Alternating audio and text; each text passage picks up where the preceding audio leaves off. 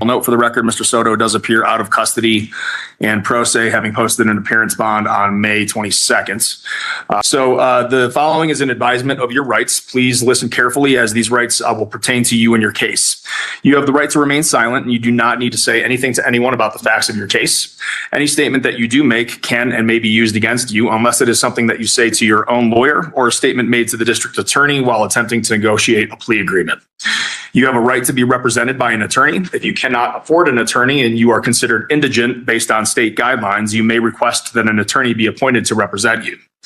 If the public defender is appointed to represent you while you are in custody, which is obviously not the case here, then you are released from custody. You must then travel to the public defender's office and reapply if you wish to continue to have such representation. The district attorney represents the state of Colorado and does not represent you. The district attorney cannot give you legal advice. In most cases, you have the right to have a reasonable bail set. We may discuss bail today when your case is called. If you are a defendant on a victim's Bill of Rights case and bond has already been set by schedule or on a warrant, the bail cannot be discussed until the court can find compliance with the victim's Bill of Rights. If this applies to you, then your case would be set over expeditiously on the issue of bond to allow for compliance. You have the right to a speedy and public jury trial, or if the district attorney agrees, a trial to the court. You are presumed innocent, and if you plead not guilty, you have the right to require the district attorney to prove your guilt beyond a reasonable doubt. At trial, you have the right to cross-examine witnesses, the right to testify on your own behalf, the right to subpoena witnesses to testify on your behalf, and the right to appeal any rulings or decisions in the event of a conviction.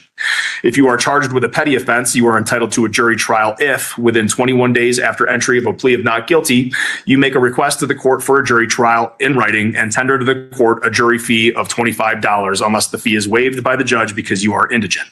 In petty offenses, you have a right to a jury of 3 unless a greater number not to exceed 6 is requested by you in the written jury demand. If you are alleged to have violated any law pursuant to Title 18 of the Colorado Revised Statutes, the law requires a mandatory protection order will enter against you. This protection order will state that you will not harass, molest, intimidate, retaliate against, or tamper with any witness to or victim of the acts that you are charged with committing, and other conditions may also be ordered by the court as part of that protection order. Compliance with the mandatory protection order will be made a condition of any bond posted in your case, and if you fail to comply, your bond could be revoked, or new charges could be filed against you, or contempt proceedings could result, or any combination of those events could occur. You may be able to resolve your case by plea agreement, but please keep in mind that any plea of guilty which you may enter may be, or rather must be, a voluntary plea and not the results of any threats, coercion, or undue influence on the part of anyone. Any agreements that you make with the district attorney must be in writing. After you have read these rights, you may have a conference with the district attorney to determine if you and the district attorney can reach an agreement regarding your case. This could be an opportunity for you to obtain more information about your case. You do not have to speak with the district attorney if you choose not to, and after you have been read this advisement, whether you choose to speak with the district attorney or not, your case will be called up by the court to either accept an agreement or set the matter for future court proceedings such as motions, trial, appearance of counsel, or another setting. And so do you have any questions for me based on any of those advisements? Hold on. Do you say if I have any questions? Yeah. So under the Sixth Amendment of the United States Constitution, it grants me the right to know the nature of the cause of the action you are bringing against me, and grants me the court to the duty to tell me. I don't understand the nature of the cause of this action which has been brought to me. So you're asking what the nature of the proceeding is? Do you have any other questions about those rights that I just read? We're going to discuss your charges in just a moment, but in terms of the advisement I just read to you, in terms of the rights we just discussed, do you have any questions about that? No questions on that. All right, I'm going to go ahead and stamp this as reviewed with and acknowledged by Mr. Soto on the record today. The next order of business is the 4-count complaint and information. Sir, did you receive a copy of the 4-count complaint in this case? Has 4 charges on it?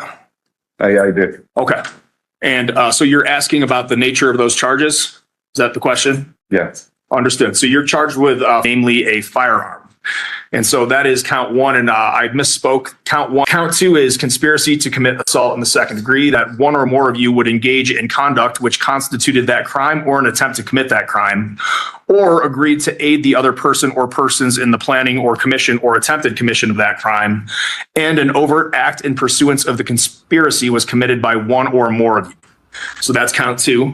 Count 3 is felony menacing. That's a class 5 felony. It alleges that on that same date, November 16th, 2025, you, Mr. Soto, by any threat or physical action, unlawfully, feloniously, and knowingly placed or attempted to place Salvador Rodriguez Gonzalez in fear of imminent serious bodily injury by use of a firearm. Finally, count 4 is conspiracy to commit menacing. That's a class 6 felony, and it alleges that on or about November 16th, 2025, you, Mr. Soto, with the intent to promote or facilitate the commission of the crime of menacing, unlawfully and feloniously agreed with Transito Soto that one or more of you would engage in conduct which constituted that crime or an attempt to commit that crime, or you agreed to aid the other person or persons in the planning or commission or attempted commission of that crime, and an overt act in pursuance of the conspiracy was committed by one or more of you. So those are the 4 counts charged against you. Do you have any additional questions with respect to the nature of those counts? Is this going to be a civil or a criminal action? So there's 2 criminal jurisdictions in this constitution. There's 3 jurisdictions. If it's a civil, you must immediately dismiss this case. We're not going to dismiss the case today, sir. Do you have any other questions? So I move forward to dismissal for reason is because you are in the wrong court. I'm in the wrong court. They can bring the same case against me by the same judge. All right. I don't perceive any defect this morning. You're charged with a crime that occurred or is alleged to have occurred in Arapahoe County. This is a criminal court in Arapahoe County. And so the court finds adequate jurisdiction. But if you believe there's a jurisdictional defect, you're welcome to file a pleading. Okay. For the record, let the court show that the action in this criminal action, the conspiracy against the court to criminal jurisdiction to dismiss this case. To the extent you're moving to dismiss the case, that motion is denied. Do you have any questions about the 4 counts that I just described to you?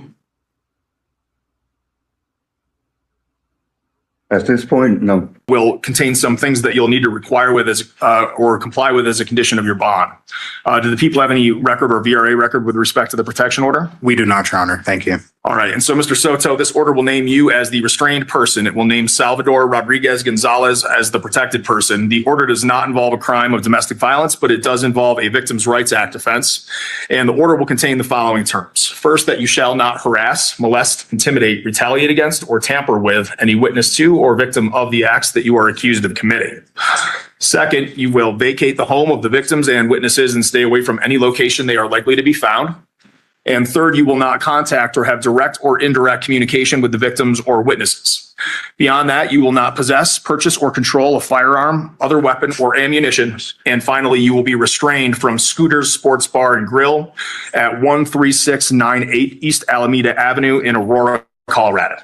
Do you understand each of the terms of this order? No, I don't. What do you understand?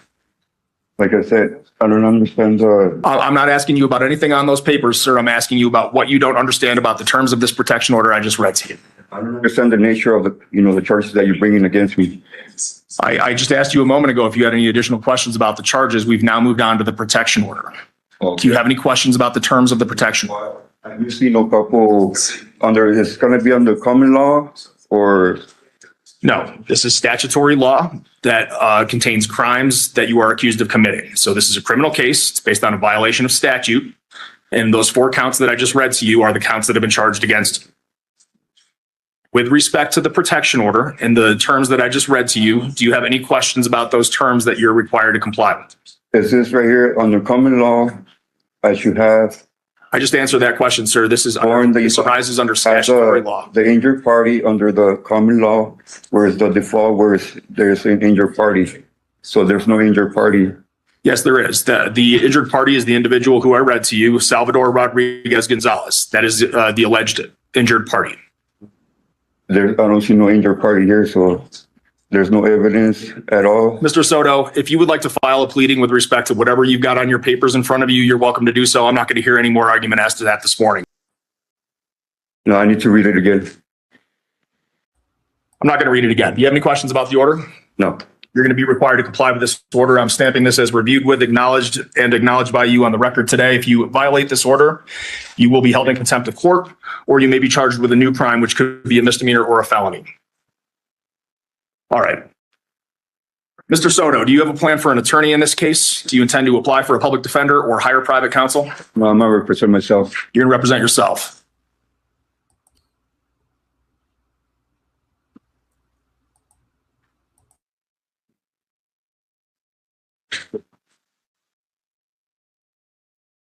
All right. Well, I'm going to provide you with the Arguello advisement, which is the advisement that must be provided to an individual when they have indicated that they wish to represent themselves in a case such as this. So, sir, you have a right to have a lawyer, but you must prove to the court that you're working hard to find a lawyer. In this case, you're saying that you don't want one. And you can work hard to show the court that you are trying to find a lawyer by applying to the Arapahoe County Public Defender's Office if you qualify based on your income level. The other option is by hiring a private lawyer to represent you. You have indicated that you don't wish to do that either. And so ultimately, the court will treat that as giving up your right to a lawyer this morning. You've indicated that you wish to proceed pro se and represent yourself. The highest charged against you is a class 4 felony, second degree assault with a deadly weapon. I'm just going to fill out this form. I'll be back with you in just a moment. As I mentioned previously, assault in the second degree with a deadly weapon is the top count charged against you. That's a class 4 felony. It carries a maximum sentence of 5 to 16 years in the Department of Corrections and a maximum fine of $500,000. And so I have a couple of questions for you. No comment on that. What was the last year of school you completed, sir? Legal what? Legal training? Don't know that question. That's a no? I don't know that question. Okay. I'll take that as a no. No. Can you repeat it? Do you understand that the criminal law is a complicated area and that having a lawyer trained in this field could be of great help in preparing and representing you in your defense? Yeah, I don't need one. I'm going to mark the form no. Finally, sir, you will go on to the next step of this case without a lawyer. You will take a serious risk that you will not present your case well, including risking your right to cross-examine witnesses and address those witnesses against you, risking your right to have someone testify for you, even if they do not want to by way of a subpoena, and risking your right to remain silent since anything you say can be used against you.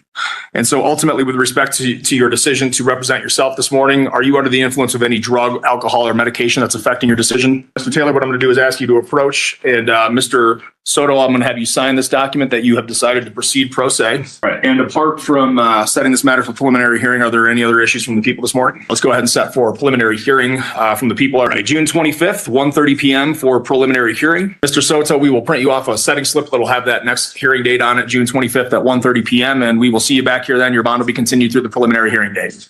Have a good day, sir.